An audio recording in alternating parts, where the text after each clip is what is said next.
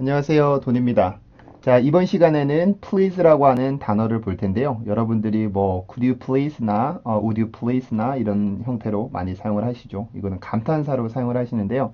단어 자체는 그렇게 어렵지는 않습니다. 근데 이제 조금 세세한 부분들을 가르쳐 드리기 위해서 강의를 이렇게 녹화를 해드립니다. 자, 우선 please는 우리나라 말로 쓰면 몇 음절이 되죠? 한국어로 쓰면은 이 단어는 3음절입니다. 이렇게. 이거. 그죠? 이렇게 please 우리나라 말로 쓰면은 3음절이 되지만 영어로 보면 지금 하이픈으로 구분이 안 돼 있기 때문에 이건 1음절이에요. 한 번에 소리를 만들어내야 되는 1음절이고 이 음절을 구분을 할 때는 보통 이 한 음절 안에 모음의 개수가 몇 개인지를 세면 된다 그랬었죠.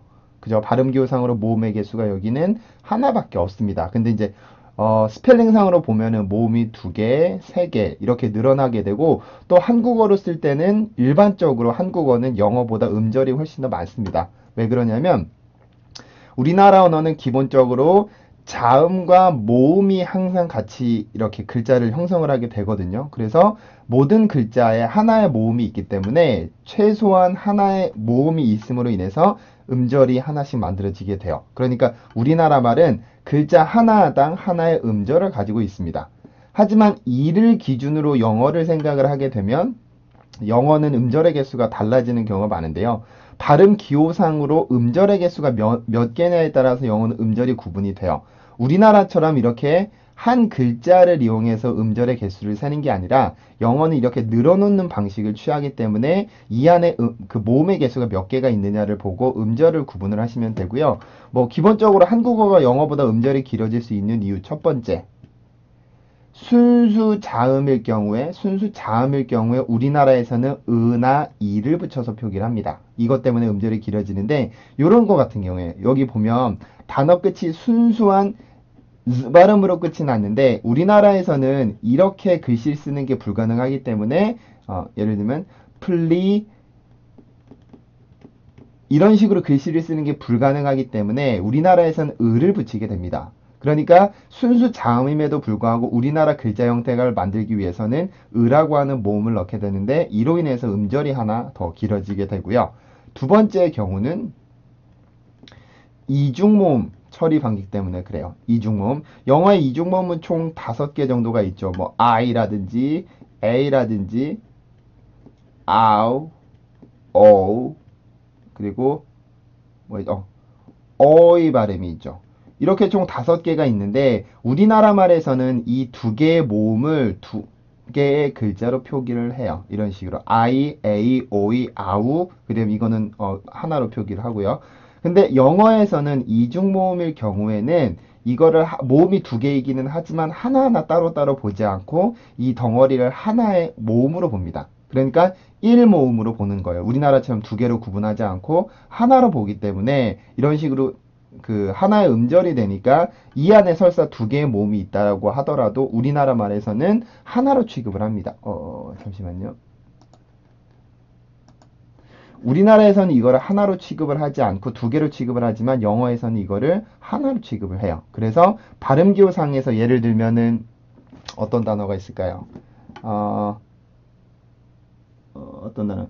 뭐 예를 들면 site라고 하는 단어가 있어요. 이 단어 발음기호로 쓰면 이렇게 쓰이거든요. 그러면 우리나라 말로 치면은 이게 3음절이에요. 사이트. 3음절이지만 영어에서는 이중모음은 하나로 취급을 한다라고 했고 순수 자음은 또 음절이 되지 않고 순수 자음으로 표기를 하기 때문에 이거는 한 음절이 돼요. 근데 우리나라 말로 쓰면은 3개 음절이 돼 버리니까 우리나라 말이 더 음절이 길죠.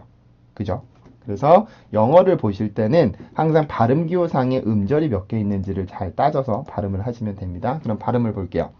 자, 첫 번째 발음 기호는 프 발음이에요. 이 발음은 비 발음과 세트 발음이죠. 그래서 입술에 공기를 막았다가 터트려주는 폐쇄음입니다. 그래서 피 발음은 페, 페, 페. 비 발음은 브, 브, 브. 이렇게 발음을 해주고요. 그 다음에 이제 L 발음입니다. L 발음.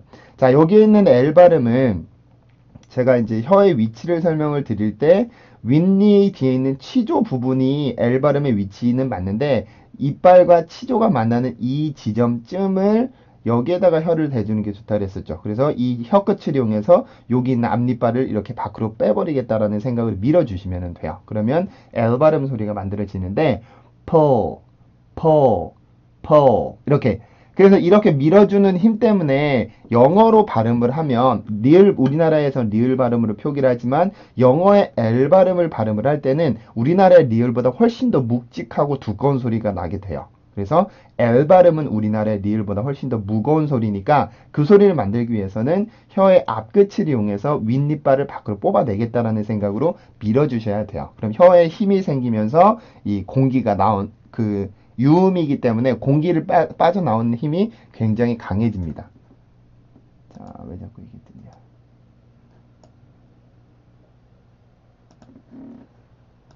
자, 그 다음에 이제 강세 부분인데요. 강세는 이 발음이죠. 이 발음은 단음과 장음으로 구분이 되는데 단음인 경우에는 아랫입술을 살짝 짧게 끊어서 발음을 내려서 살짝 끊어주시면 되고요.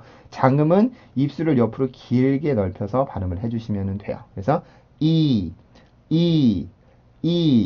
이런 식으로 발음을 해주시면 죄송해요. 오늘 이것저것 뜨는 게 많네요.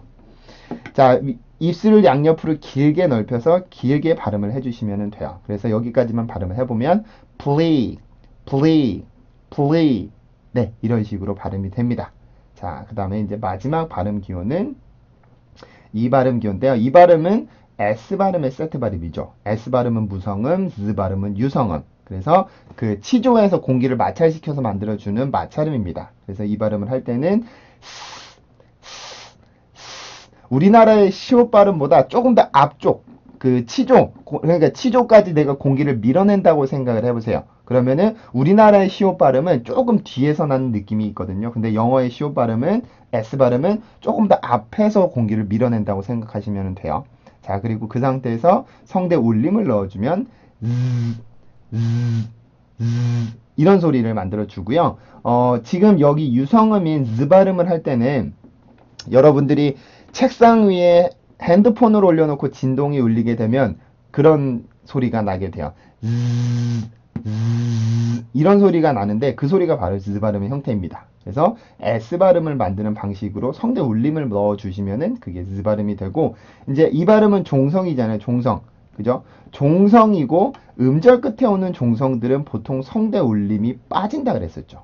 그죠? 성대 울림이 나지 않고 성대 울림이 없어집니다. 그러니까 유성음의 절대 다수를 차지하게 되는 성대 울림이 빠지게 되니까 순수한 공기만 남게 돼요. 무성음처럼 공기만 남게 되는데 그 공기의 힘이 굉장히 약합니다.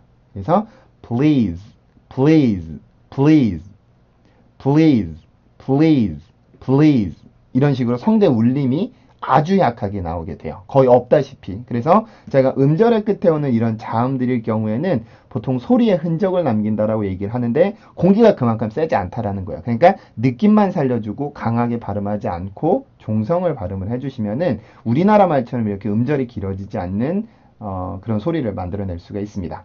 자, 그래서 이 발음을 해보면 please, please, please, please, please, please 자, 이런 식으로 발음을 하면 요 please라는 단어의 발음이 됩니다.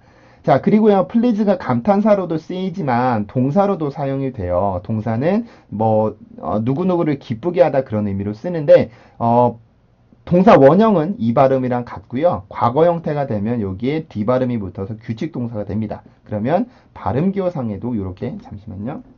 발음기호상에도 이렇게 D 발음이 붙게 되는데요. 그러면 어려울 건 없습니다. 그냥 이 두 개 발음을 연속적으로 해주시면 돼요. 그러면 여기에서의 종성은 D 발음으로 바뀌게 되죠. 그럼 여기 발음도 드처럼 발음을 해주시는 게 아니라 그 으라는 소리를 빼주셔야 돼요. 그러니까 드 발음에서 그 소리 흔적만 남겨주게 되면은 please, please, please, please, please, please 네, 이런 식으로 발음이 됩니다. 그래서 이 D 발음 뿐만 아니라 모든 유성자음이 음절의 끝, 즉 종성에 위치하게 되면은 소리를 강하게 만들지 말고 소리의 흔적만 남겨주시면 돼요. 그리고 이런 소리의 흔적만 남기는 게 조금 개념이 어렵다 그러면은 귓속말 한다고 생각하시면 된다 그랬었죠. 귓속말 할 때 우리가 성대 울림을 넣지 않고 소리만으로 이렇게 소리를 귓속말을 전달을 하잖아요. 그래서 뭐 너 밥 먹었니? 이런 식으로 얘기를 하기 때문에 그런 느낌으로 유성음들을 발음을 해주시면은 음절 끝에 오는 유성음의 발음이 됩니다. 자, 그래서 오늘은 감탄사로 사용이 되는 please와 이제 동사로 사용이 될 때는 과거 형태 발음까지 봤었는데요. 단어 읽어드리고 강의 마칠게요. please, please, please, please, please, please, pleased, pleased, pleased, pleased, pleased, pleased. 네, 이런 식으로 발음을 해주시면은 요 단어의 발음이 됩니다. 자, 그러면 please 강의는 여기서 마치고요. 새로운 단어로 뵙도록 하겠습니다. 고생하셨습니다.